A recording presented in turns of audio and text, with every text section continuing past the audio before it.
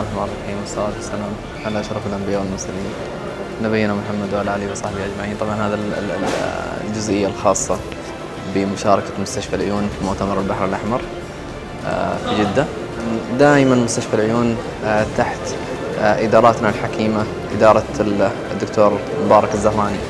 دائما يكون عندنا طموح سواء كان في المشاركة في صناعة الإنجاز أو صناعة الإنجاز بأيدينا. مستشفى العيون زي ما احنا عارفين يخدم شريحة كبيرة من سكان المملكة العربية السعودية، وهو أحد 3 مستشفيات موجودة في المملكة تبع وزارة الصحة.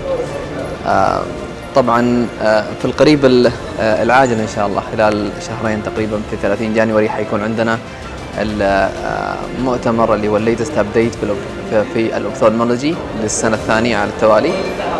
التسجيل الآن مفتوح عن طريق الابليكيشن. طبعا الابليكيشن هذا خاص كبدايته كتخفيف اللود على العيادات وعلى الصيدلية، والتركيز على أنه يكون هناك مور بلاننج، يكون تطوير سواء كان في العيادات ولا في الصيدلية، تسهيل وصول الدواء للمريض، عدم انقطاع الدواء عن المريض، خاصة انه يكون في حالات كثيرة المريض يكون عنده اسباب تمنعه من انه يجي يحصل على الدواء.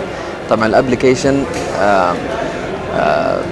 يقوم فيه المريض بتسجيل معلوماته، ويتم التواصل مع المريض، ويتم دراسته. طبعا هو جزء من مشروع كبير يتم دراسة فيه حالة المريض عن طريق الخدمة الاجتماعية وإمكانية توصيل الدواء للمريض.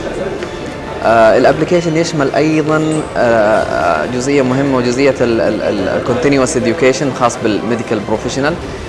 طبعا خلال السنه 2019 الحاليه تقريبا قدم مستشفى العيون اكثر تقريبا من 124 او 125 ساعه تعليميه معتمده من هيئه تخصصات. طبعا الابليكيشن كان يعرض بشكل مباشر الايفنتس هذه اللي كانت تصير في التدريب، ويكون في تسجيل برضو يكون سيفت موجود في الابليكيشن.